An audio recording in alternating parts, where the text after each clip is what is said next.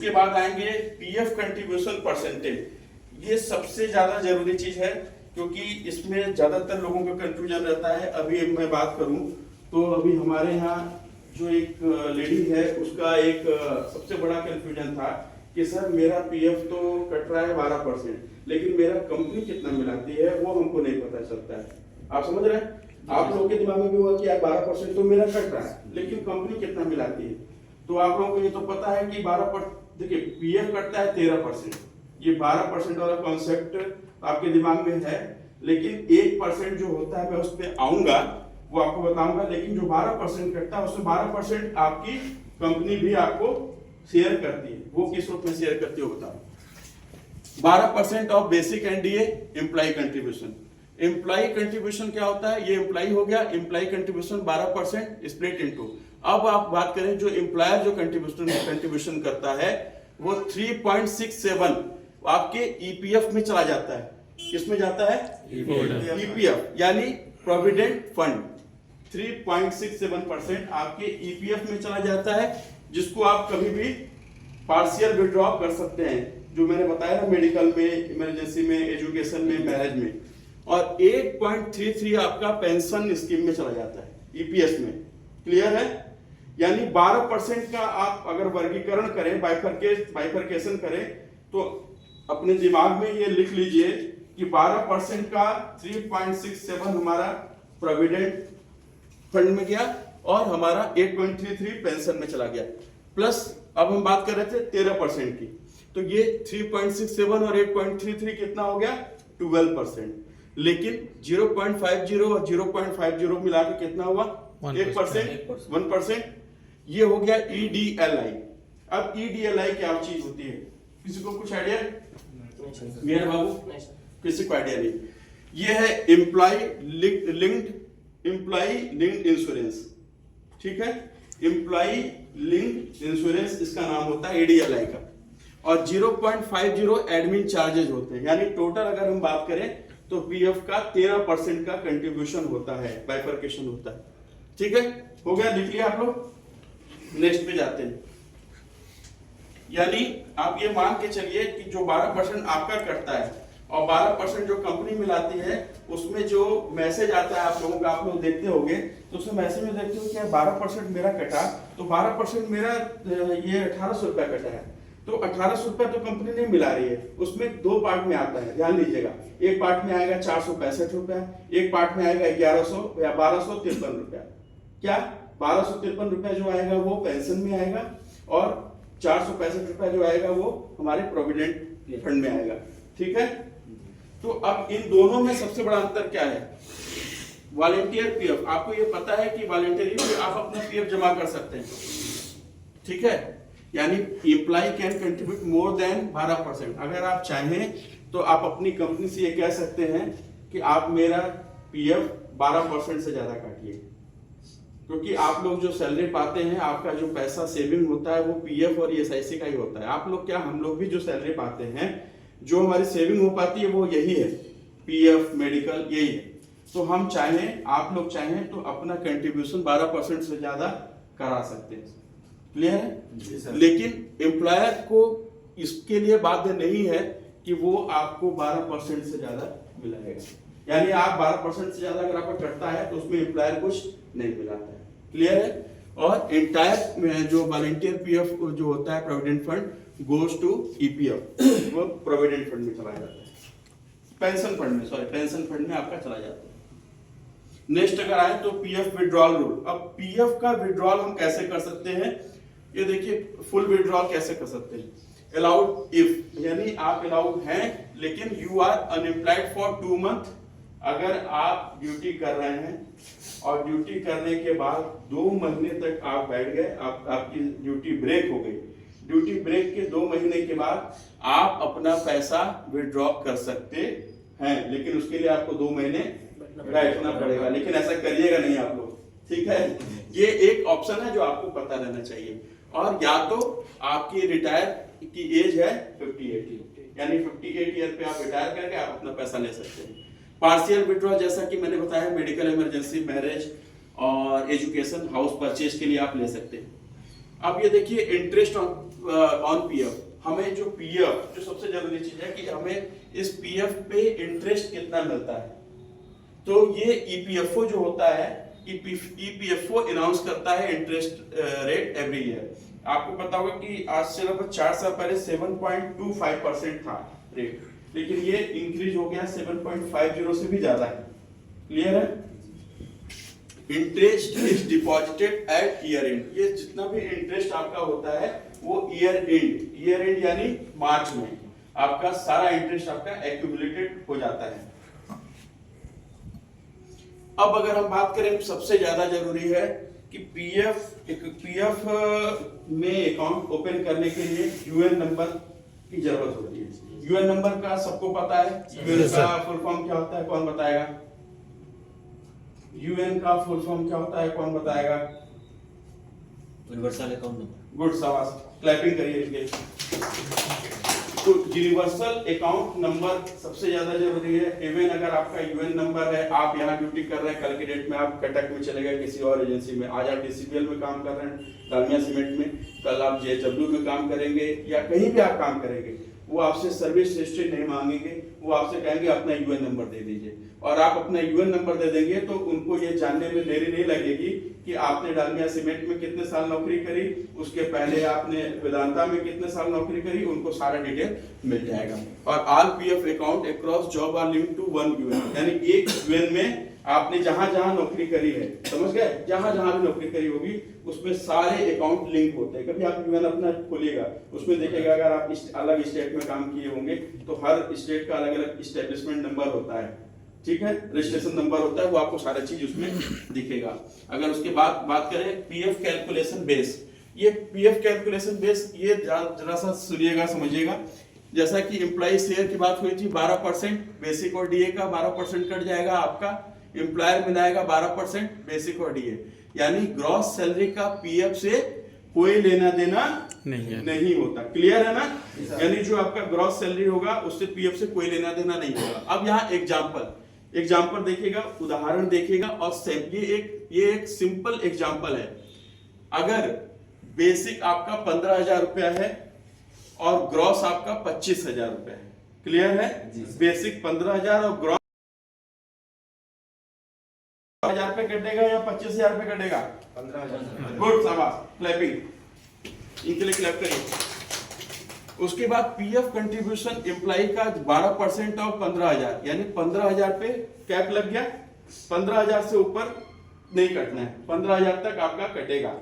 तो एम्प्लॉय का 15,000 का 12% कितना हुआ? 1,800 रुपए, 1,800 रुपए। लेकिन ये 1,800 में डिवाइड क्या हो जाएगा? 3.67 फॉर आपका ईपीएस और 8.33 ईपीएस पेंशन फंड। यहां तक कोई कंफ्यूजन है? नहीं है। उसके बाद अगर हम बात करें ईपीएफ का, जैसा कि हमने बताया कि एम्प्लॉयर का 12% कटा, ईपीएफ में 3.67 और ईपीएफ में 8.33। लेकिन ये ध्यान दीजिएगा, बहुत लोगों की बेसिक सैलरी हो सकता है 25,000 हो या 30,000 हो या 40,000 रुपया भी हो सकता है, लेकिन अगर उनकी बेसिक सैलरी ईपीएस है, यानी उसका जो पेंशन स्कीम है 8.33, वो 1,250 रुपया से ज्यादा नहीं कटेगा।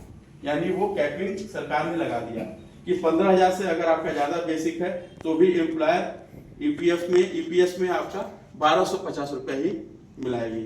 ये क्लियर है यहाँ पे? यस सर, क्लियर है। अब यहाँ देखिए इंपॉर्टेंट नोट, ये क्या है, अगर बेसिक 15,000 से ज्यादा है तब भी एम्प्लॉयर का ईपीएस कंट्रीब्यूशन 1,250 से ज्यादा नहीं होता है। इसको लिख लीजिए आप लोग, कंफ्यूज मत होइएगा कभी भी, ठीक है। आज आप ड्यूटी कर रहे हैं, आपकी ड्यूटी हो सकता है कल की डेट में आप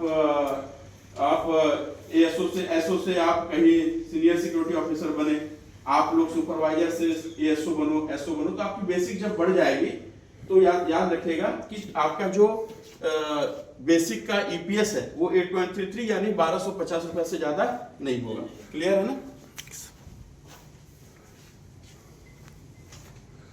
पीएफ विड्रॉ रूल अगर हम बात करें तो ये हम लोग ऑलरेडी इसको डिस्कस कर चुके हैं कि हम इसको कब विड्रॉ कर सकते हैं, जब आप 2 मंथ अनएम्प्लॉयड हो जाते हैं, रिटायरमेंट 58 ईयर में पूरा पीएफ मिल जाता है, पेंशन मिलता है आपको, और पार्शियल विड्रॉ आप कर सकते हैं मेडिकल, मैरिज, हाउस परचेज या एजुकेशन के टाइम पे आपको पीएफ का पैसा आप निकाल सकते हैं। उसके बाद ये सबसे इंपॉर्टेंट है, इसका आंसर एक जगह तो इसका आंसर है, चलो कौन बताएगा इसका? पीएफ किसके लिए होता है? Daily allowance, future financial security के लिए, लोन रीपेमेंट, लोन का रीपेमेंट करने के लिए, या ट्रैवल अलाउंस करने के लिए? पीएफ किसके लिए होता है? कौन बताएगा इसका answer? A B C D में क्या होना चाहिए? फ्यूचर के लिए होता है sir. Very good, clapping for him. Next question, employ PF में कितना कंट्रीब्यूट करता है? एम्प्लॉय पीएफ में कितना कंट्रीब्यूट करता है? 10%, 12%, 8% या 5%? गुड, शाबाश, ताली बजाइए आप सब अपने लिए। अब अगर नेक्स्ट क्वेश्चन बात करें तो एम्प्लॉयर कंट्रीब्यूशन, ध्यान दीजिएगा, एम्प्लॉयर कंट्रीब्यूशन का कितना हिस्सा पेंशन में जाता है? एम्प्लॉयर कंट्रीब्यूशन का कितना हिस्सा पेंशन में जाता है? अभी मैंने बताया पेंशन और प्रोविडेंट फंड अलग है। 12%, 3.67%, 8.33% या 0%? कितना होता है? गुड, शाबाश, ताली बजाइए आप सब अपने लिए। क्लियर हो रहा है कॉन्सेप्ट ना? Yes sir. पेंशन और प्रोविडेंट दोनों अलग अलग चीजें हैं। नेक्स्ट आइए, पीएफ किस सैलरी कंपोनेंट पर कैलकुलेट होता है? आप बताइए, आप अभी जो मैंने इसको डिस्कस किया था, पीएफ किस सैलरी कंपोनेंट पर कैलकुलेट होता है? आपकी ग्रॉस सैलरी पे होता है, बेसिक डीए पे होता है, नेट सैलरी पे होता है या बोनस पे होता है? अच्छा लगा, आप लोगों का कॉन्सेप्ट क्लियर हो गया। बेसिक और डीए, यानी कभी भी आपकी ग्रॉस सैलरी अगर 30,000 है और आप सोचिए कि मेरा पीएफ तो 1800 रुपए ही कट रहा है, तो आप गलत सोच रहे हैं। क्यों? क्योंकि आपका जो पीएफ कटेगा वो बेसिक पे ही कटेगा। क्लियर है? Yes sir. नेक्स्ट क्वेश्चन है, पीएफ ट्रैक करने के लिए, पीएफ को ट्रैक करने के लिए कौन सा नंबर जरूरी है? वेरी गुड, शाबाश, तालियां बजाइए आप लोग। सर्विस के 10 साल कंप्लीट होने पर कौन सा बेनिफिट मिलता है? बताइए। ईडीएलआई इंश्योरेंस मिलता है, employ linked development insurance, health insurance मिलता है, पेंशन ईपीएस मिलता है या बोनस मिलता है? सर्विस के 10 साल कंप्लीट होने पर कौन सा बेनिफिट आपको मिलता है? पेंशन। क्लियर है? Yes. यानी अगर 10 साल आपने कंप्लीट कर लिया तो आपका पैसा ऑलरेडी पूरा का पूरा जो 8.33 है वो पेंशन में चला जाएगा, और वो आपको तभी मिलेगा जब आप रिटायरमेंट होंगे, तब रिटायरमेंट के टाइम पे आपको मिलेगा, जो आपको बुढ़ापे का सहारा होगा। नेक्स्ट है, ईडीएलआई बेनिफिट किस केस में मिलता है? यानी employ development linked insurance benefit किस केस में मिलता है? एम्प्लॉय प्रमोशन में मिलता है, एम्प्लॉय डेथ में मिलता है, ट्रांसफर में मिलता है या इंक्रीमेंट में मिलता है? एम्प्लॉय डेथ में। यानी आप अभी हम लोग जो बात कर रहे थे कि यूएन में भी हमारा इंश्योरेंस होता है, तभी जो हमारा 1% में 0.50 ईडीएलआई में कटता है, तो वही पैसा आपको आपके डेथ के टाइम पे, एम्प्लॉय डेथ के टाइम पे आपके नॉमिनी को मिल जाता है। सारे लोग अपना अपना नॉमिनी का करवा दिए हो रजिस्ट्रेशन? Yes sir. केवाईसी करवा लिए हो? Yes sir. अगर नहीं करवाया हो तो जरूर से करवा लेना। फिर लास्ट क्वेश्चन है, पीएफ विड्रॉल कब अलाउड होता है? आप अपना पीएफ कब विड्रॉ कर सकते हैं? ड्यूटी पर आने से पहले, इमरजेंसी सिचुएशन में, डेली बेसिस पर, या 500 से कम अमाउंट हो तो? इमरजेंसी सिचुएशन पर। गुड, ताली बजा लीजिए।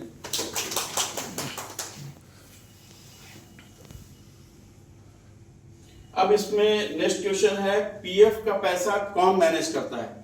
बताइए, आपकी जो पीएफ का पैसा है कौन मैनेज करता है? आपकी जो सिक्योरिटी एजेंसी है वो मैनेज करती है? हाँ ना, कुछ तो बोलिए। करती है? अच्छी बात है। एचआर मैनेजर, आपका एचआर मैनेजर आपका मैनेज करता है? एचआर मैनेजर करता है। एचआर मैनेजर भी करता है, वेरी गुड। प्लांट हेड करता है? No sir. नहीं करता है। ईपीएफओ करता है? No sir. नहीं करता है। आपके पीएफ का पैसा मैनेज करता है ईपीएफओ ही। आपका जो पीएफ का पैसा जो कट रहा है, वो जो ईपीएफओ की साइड होती है, वही तो आपका सारा का सारा मैनेज कर रहा है। ठीक है? Yes sir. ईपीएफओ जब आप अपना यूएन ले जाते हैं और यूएन का जब अपना नंबर डालते हैं, यूएन और पासवर्ड डालते हैं, तो ईपीएफओ का पूरा खुल के आता है ना, ठीक है। तो provident, employ provident fund organisation, EPFO, clear है? Yes sir. इसमें इतना कंफ्यूजन क्यों था आप लोगों को? आपकी सिक्योरिटी एजेंसी मैनेज आपके पीएफ का पैसा नहीं करेगी, वो सिर्फ एलिजिबल है कि वो आपका 12% जो कटा है वो 12% में मिलाई, उसके लिए एचआर हेड, एचआर मैनेजर वो सिर्फ ये सुनिश्चित करेगा कि आपका पैसा समय से कट रहा है, और आपका जो प्लांट हेड है वो भी यही सुनिश्चित करेगा कि आप लोग आ रहे हैं तो आपका पीएफ वगैरह कट रहा है कि नहीं कट रहा है, आपका वेलफेयर आपको मिल रहा है कि नहीं मिल रहा है। लेकिन इसको मैनेज कौन करेगा? EPF, employ provident fund organisation जो है वो करेगा, क्लियर है? अगर एम्प्लॉयर पीएफ डिपॉजिट नहीं करे, अगर आपका एम्प्लॉयर पीएफ को डिपॉजिट नहीं करे तो क्या करे? आंसर है इग्नोर कर दें, दूसरा है एचआर को वर्बली बोल दें, तीसरा है ईपीएफओ में कंप्लेंट लॉन्च करें, और चौथा है ड्यूटी छोड़ दें। क्या होना चाहिए? आप बताइए भाई, एक ही आदमी बोल रहा है, आप लोग नहीं बोल रहे, सारे लोग मिलकर। क्या होना चाहिए? मेरे हिसाब से तो इग्नोर कर देना चाहिए। नहीं सर, इग्नोर नहीं करना चाहिए, तो क्या करना चाहिए लास्ट में? एचआर को बोलना चाहिए सर। एचआर को नहीं बोलना चाहिए, एचआर कुछ नहीं करेगा, जो करेगा आपका ईपीएफओ में कंप्लेंट लग, यानी आपका जो आप जब ये साइट खोलते हैं ईपीएफओ की, उसमें आप कंप्लेंट लॉन्च करने का उसमें ऑलरेडी ऑप्शन आता है, न्यू करके आप देखते हैं, अनाउंसमेंट न्यू, वो सारी चीजें, उसमें आप अपना कंप्लेंट भी लॉन्च कर सकते हैं, क्लियर है? Yes sir. यानी इतनी सारी चीजें आप लोगों को बेनिफिट है, आप लोग इस ऑर्गेनाइजेशन में काम कर रहे हैं, और किसी और ऑर्गेनाइजेशन में आप लोग काम कर रहे होते, सपोज है कि हम लोग सिक्योरिटी इंडस्ट्री में काम कर रहे हैं, आप लोगों को बताऊं, कॉमर्स एंड इंडस्ट्री फिक्की के तहत भारत में 58 लाख से ज्यादा सिक्योरिटी इंडस्ट्री में काम करने वाले लोग हैं, यानी 58 लाख से ज्यादा लोग सिक्योरिटी इंडस्ट्री में काम, हम लोग सिक्योरिटी वाले हैं, और सिक्योरिटी वाले जहां भी काम करते हैं उनका पीएफ और ईएसआईसी ये सारी चीजें एलिजिबल होती है। इवन हर सेक्टर में, जैसा कि अभी इसमें तो वहां पे पीएफ और ईएसआईसी की फैसिलिटी नहीं होती। इवन आप अच्छे स्कूल में चले जाएं, वहां भी वो 2-3 साल के बाद वो काटना शुरू करते हैं। लेकिन जब हम इस ऑर्गेनाइजेशन में काम करते हैं, दरमियान जब तक आपका यूएन नंबर जब तक आपका नहीं मिलता है, यूएन से आपका पीएफ ईएसआईसी सारा चीजें लिंक नहीं होती है, तब तक आप ड्यूटी पे नहीं आ सकते। तो ये बेनिफिट है जी। यस। तो उम्मीद है आप लोगों को ये सारी जो जानकारी है वो आप लोगों के काम आई होगी। इस जानकारी को आप लोग जरूर से अपने दूसरे वाले रिलीवर करिए, पीएफ और ईएसआईसी की क्या क्या सुविधाएं हैं, और अगर ईएसआईसी का कार्ड नहीं है जिसके पास, वो तत्काल टीआईसी अपने ब्रांच से मंगवा ले, उसमें मोहर के साथ में नहीं रह रही है तो अपने डिपेंडेंट का, अपने गांव वाले